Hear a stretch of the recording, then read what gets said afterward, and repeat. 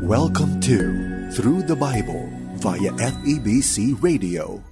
Join us in discovering the beauty and mystery of God's Word. Each study is amazing in its own way. Let's begin.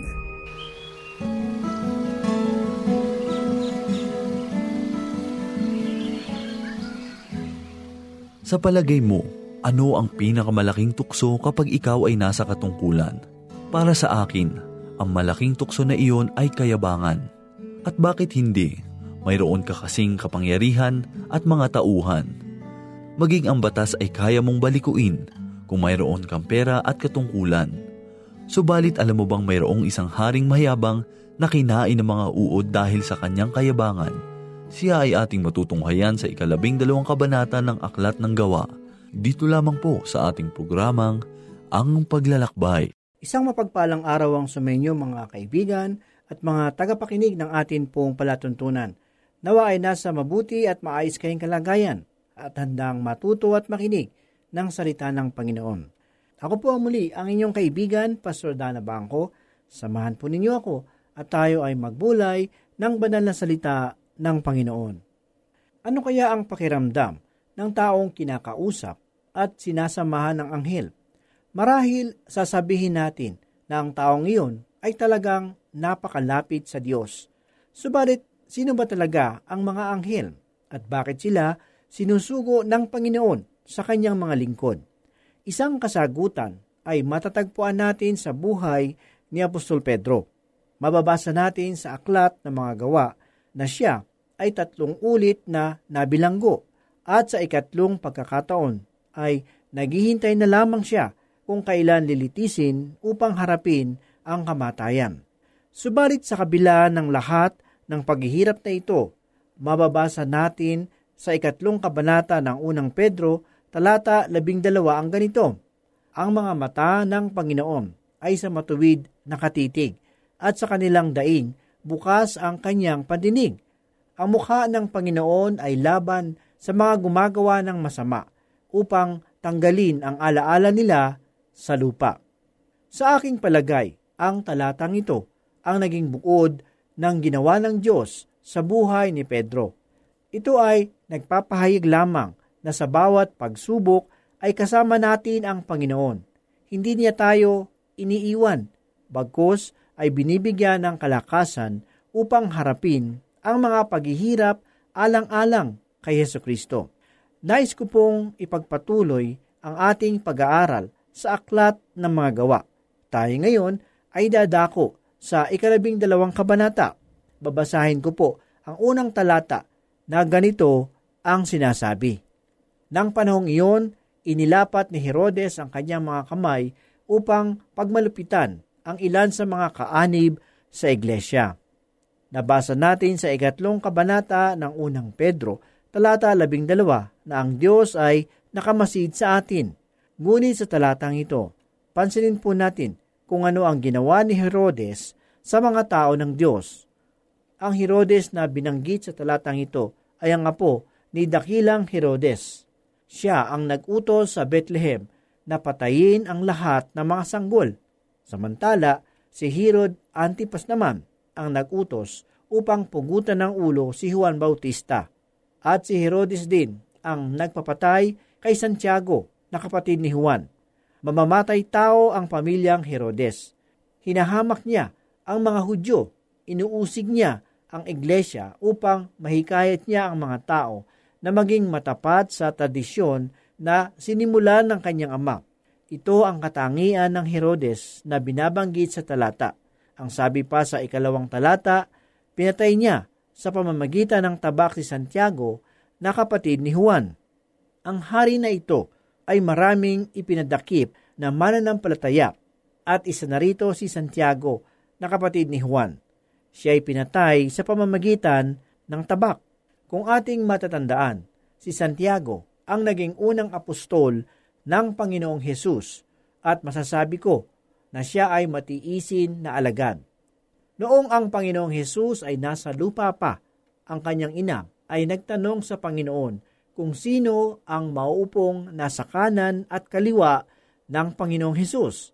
Si Santiago at Juan ay mabuting mga alagad ni Kristo. Si Santiago ay pinatay sa tabak, ngunit si Juan ay ipinatapon sa Patmos. Ang sabi pa sa 3 at 4 na talata, nang makita niya na ito'y ikinasiya ng mga Hudyo, kanya namang isinunod na dakpin si Pedro. Ito ay nang panahon ng pista ng tinapay na walang pampaalsa. Nang siya'y mahuli, inilagay siya sa bilangguan at ibinigay sa 4 na pangkat na mga kawal upang bantayan at binalak na siya iharap sa taong bayan pagkatapos ng Paskwa. Naniniwala ako na niloob ng Diyos na dakpin ni Herodes si Pedro at ilagay sa mahigpit na pagbabantay ng mga sundalo. Mayroong 16 na tanod na nagbabantay sa labas at loob ng bilangguan habang si Pedro ay nakakadena sa loob ng bilangguan. Ang mahigpit na pagbabantay na ito ay nagpapakita lamang na gustong-gustong patayin ni Herodes si Pedro. Subalit, maaari nating maitanong, bakit kaya niloob ng Diyos na si Santiago ay mamatay at makaligtas si Pedro? Kung titingnan ay pareho naman silang mga alagad ng Panginoon at tumutulong sa iglesia. Hindi natin alam ang pinakatiyak na dahilan kung bakit ang pagtugon at pagkilos ng Diyos ay iba't iba sa buhay ng kanyang mga lingkod. Subalit sa kabila ng lahat ng ito, iisa lamang ang tiyak. Iyon ay ang Panginoon ay may mabuting panukala sa anumang pangyayari na nagaganap sa ating buhay. Matatagpuan natin na ang pagkabilanggo ni Pedro ay gumawa ng taimtim na pananalangin sa mga mananampalataya. Oo nga't iniunat ni Herodes ang kanyang kamay laban sa iglesia, subalit iniunat rin ng Panginoon ang kanyang kamay laban sa plano ni Herodes at pinalaya si Pedro. Kaibigan, sa oras ng pagsubok, alalahanin mo na ang Diyos ay may kapangyarihan na iligtas ka. Subalit kung ang pagsubok ay nananatili sa iyo, dapat mo ring alalahanin na ang Panginoon ay may mabuting plano. Hindi man natin alam ang dahilan kung bakit tayo dumaranas ng paghihirap, makakaasa naman tayo na ang Diyos ay mapagkakatiwalaan pa rin. Si Santiago ay namatay sa pamamagitan ng tabak at si Pedro naman ay nabilanggo. Lahat ng ito ay masama sa paningin at pakiramdam, ngunit ang Panginoon ay may mabuti pa ring layunin. Magtiwala tayo sa Kanya kahit na sa oras na hindi natin maunawaan ang lahat ng bagay. Ang sabi pa sa 5 at 6 na talata, habang si Pedro ay nasa bilangguan, ang iglesia ay taimtim na nananalangin sa Diyos para sa kanya. Pinalaya ng anghel si Pedro. Nang gabing si Pedro ay malapit ng ilabas ni Herodes. Natutulog siya sa pagitan ng 2 tanikala at ang mga bantay sa harapan ng pintuan ay nagbabantay sa bilangguan. Sang-ayon sa 3 kabanata ng 1 Pedro, talata 12, ang mata ng Diyos ay nakatuon sa kanyang mga lingkod. Subalit hindi rito nagtatapos ang patnubay ng Diyos, sapagkat sang-ayon sa talata, ang kanyang mga tenga ay bukas sa kanilang panalangin. Sa madaling salita, ang gabay at pansin ng Panginoon ay para sa atin. Alam natin na ang pananalangin ay mahalagang bahagi sa buhay pananampalataya. Kaibigan, huwag nating maliitin ang pananalangin sa Diyos.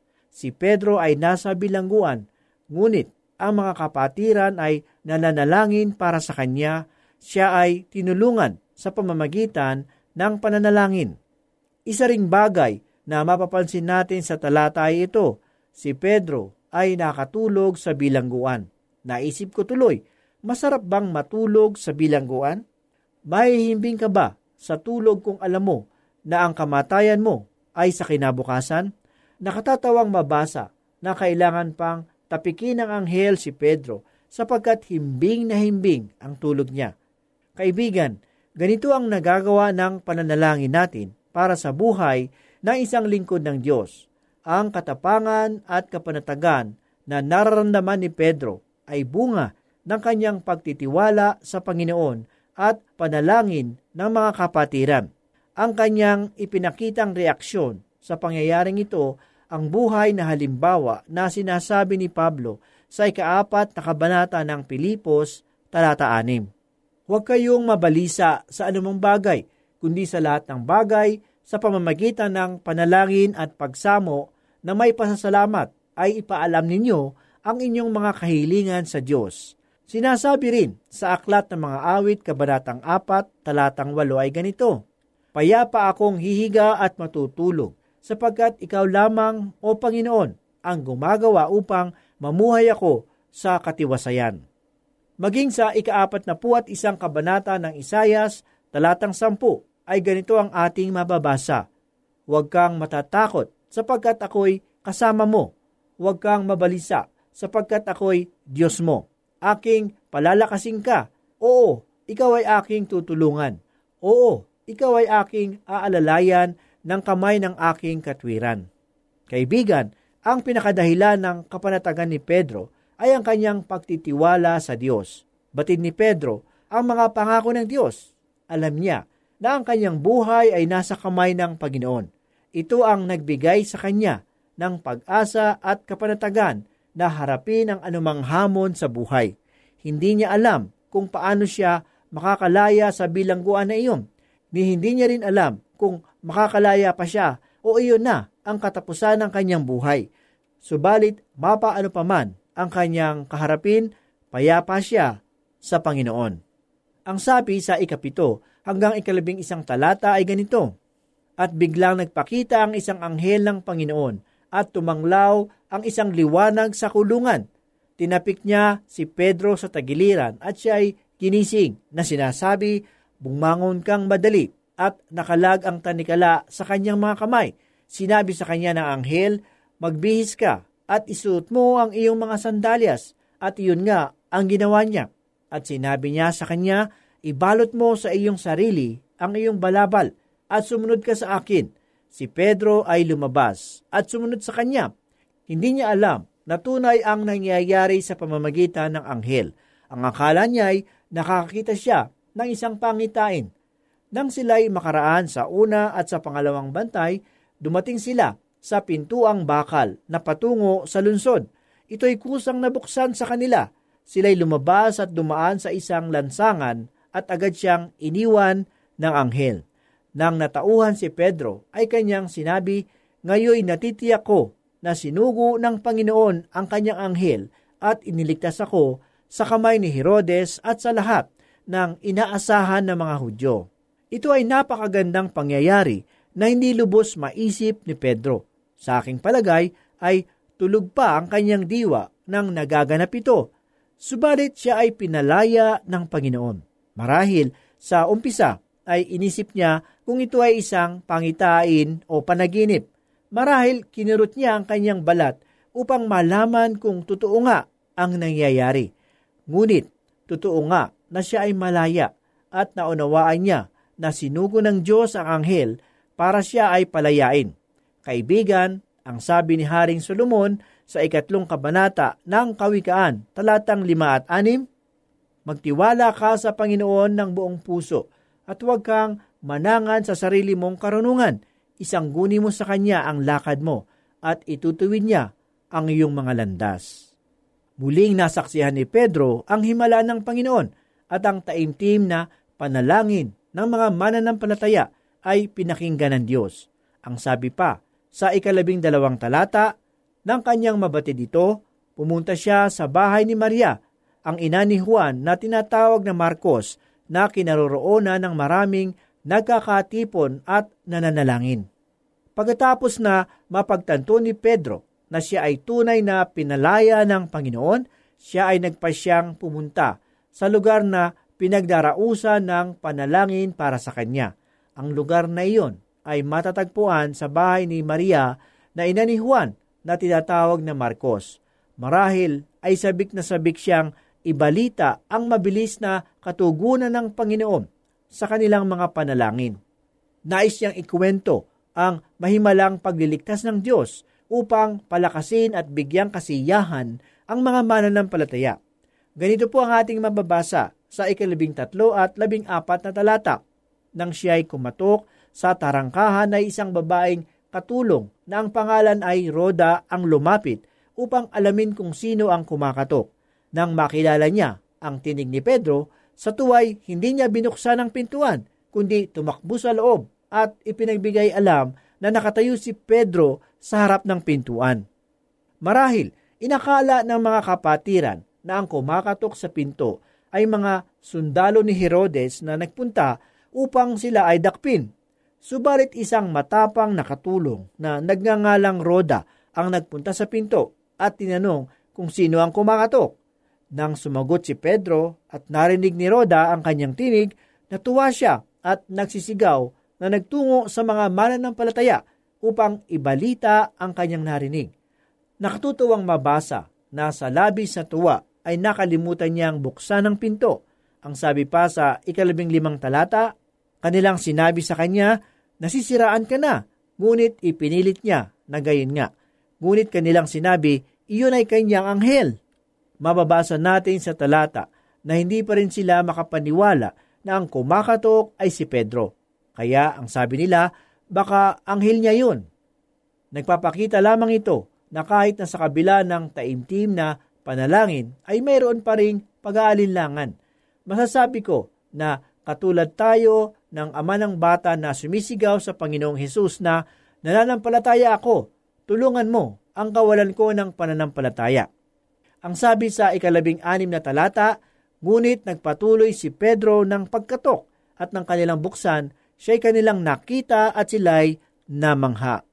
Sa aking palagay, maaring alang-alang sa kanilang kaligtasan ay nagpasya sila na buksan ang pinto upang harapin ang pangyayari.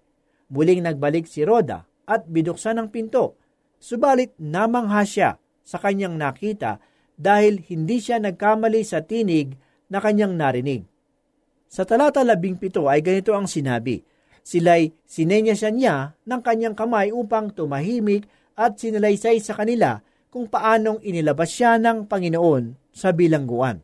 At sinabi niya, ipagbigay alam ninyo ang mga bagay na ito kay Santiago at sa mga kapatid, at siya'y umalis at pumunta sa ibang dako. Nagpasalamat si Pedro sa mga mananampalataya na tumulong sa pananalangin.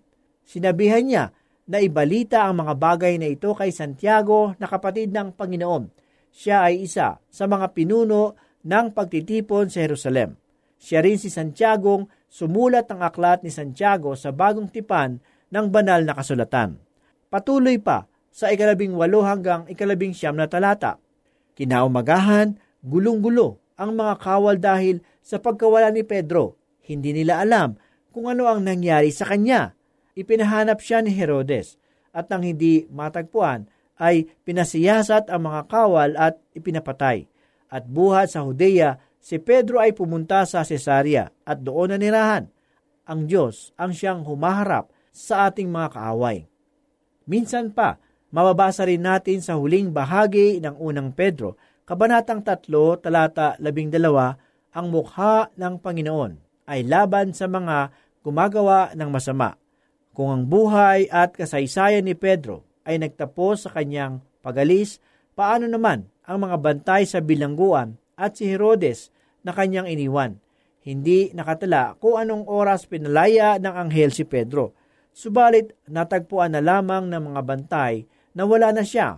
Mahirap ipaliwanag kay Herodes kung papaano nakatakas ang kanilang bilanggo. Gayong mayroon namang mga bantay na nakagapos at nakakadena rin sa kanila. Saksi ang selda kung papaano nakalabas si Pedro. Ipinahanap ni Herodes si Pedro sa buong lungsod, subalit hindi natagpuan at sinayasat din niya ang mga bantay kung papaano nangyari nakatakas si Pedro. Subalit hindi maipaliwanag ng mga ito, kaya siya'y nagalit at pinapatay ang mga ito. Ganito pa ang ating mababasa sa 20 hanggang 23 talata. Noon ay galit na galit si Herodes sa mga taga-Tiro at taga-Sidon, kaya't sila'y nagkaisang pumaraon sa kanya. At nang mahikayat na nila si Blasto, nakatiwala ng hari, ay kanilang ipinakiusap ang pagkakasundo, sapagkat ang lupain nila ay umaasa sa lupain ng hari para sa pagkain. Sa isang takdang araw ay isinuot ni Herodes ang damit hari at naupo sa trono, at sa kanila ay nagtalumpati. Ang taong bayan ay nagsisigaw, tinig ng Diyos at hindi ng tao. Agad siyang sinaktan ng isang anghel ng Panginoon sapagkat hindi niya ibinigay ang kaluwalhatian sa Diyos. Siya'y kinain ng mga uod at namatay. Ang mga taga-Tiro at Sidon ay umaasa sa mga pagkain ng mga Hudyo, kaya't sila ay nagtungo kay Herodes upang makipagkasundo, sapagkat gidalit nila si Herodes kaya't naapektuhan ang kanilang kabuhayan. Ang mga tao sa Tiro at Sidon ay may malasakit sa isang bagay lamang, ang makakuha ng sapat na pagkain para sa kanila. Kaya't kinuha ni Herodes ang pagkakataong ito bilang kabayaran ng pagkain na hinihingi ng mga taga Tiro at Sidon. Ipinakita niya sa mga ito ang kanyang karapatan at kapangyarihan upang siya ay purihin. Hindi natin alam kung ano ang sinabi ni Herodes sa kanyang talumpati. Subalit alam natin na ang kanyang sinabi ay upang magyabang sa mga tao. Sinabi niya na siya ay Diyos. Hindi niya niluwalhati ang tunay na Diyos. Itinuring ni Herodes ang kanyang sarili na Diyos. Ngunit sinasabi sa Isayas, 43 talata, talatang 8, Ako ang Panginoon, iyon ang aking pangalan. Hindi ko ibibigay sa iba ang aking kaluwalhatian o ang aking mga kapurihan sa mga larawang inanyuan. Walang ibang Diyos maliban sa Kanya, kaya't wala tayong ibang dapat papurihan, kundi ang tunay na Diyos na buhay at Diyos na makapangyarihan. Sa halip na si Pedro ang patayin ni Herodes, siya ang pinatay ng Diyos, sapagkat ang mukha ng Diyos ay laban sa gumagawa ng masama. Ang mundo ay patuloy na nabubuhay sa kanilang pansariling kasiyahan at pagpupuri. Gumagawa ang tao ng sarili nilang Diyos. Ang sabi ni Pablo sa unang kabanata ng Roma, talata 25, tinaligdan nila ang katotohanan tungkol sa Diyos at pinalitan ng kasinungalingan. Sinamba nila at pinaglingkuran ang nilalang sa halip na ang lumalang na siyang dapat papurihan magpakailanman. Ang mundo ay nagpapatuloy na nabubuhay sa kanilang pansariling pangangatawan at binabaliwala ang pang-espiritual. Nabubuhay sila sa kanilang sariling lakas at mga bagay na hindi dapat purihin. Darating ang araw na tayo ay hahatulan ng Diyos. Pagbabayaran natin ang mga ginagawa natin hindi kalugod-lugod sa harapan ng Diyos. Talata 24-5, ngunit ang salita ng Diyos ay patuloy na lumago at lumaganap at nagbalik galing sa Jerusalem sina Bernabe at Saulo nang gampanan na nila ang kanilang paglilingkod at kanilang isinama si Juan na tinatawag ding Marcos. Kaibigan, sa kabila ng maraming mga panguusig, ang salita ng Diyos ay lumalaganap at dumadami ang mananampalataya, sapagkat ang kapatirang nananatili sa pananalangin at sa salita ng Diyos ay palalakasin ng Panginoon sa anumang bagyo ng buhay. Purihin ang salita ng Panginoon. Tayo po ay manalangin. Muli kami po ay nagpupuri, Panginoon, sa oras na ito. Salamat muli sa mga ginuntuang katuruan na aming nasumpungan sa pagbubulay at pag-aaral ng iyong banal na aklat. Muli, ito po ay nagpalakas at nagpatibay ng aming pananalig sa iyo. Ito po ang aming samot dalangin sa pangalan ni Jesus. Amen. For more teaching from God's whole Word, you can listen through this station, FEBC Radio. For questions, comments, Bible requests, or learning resources, email us at dzasinfo@febc.ph. This is Through the Bible. See you again for more learning on the next episode.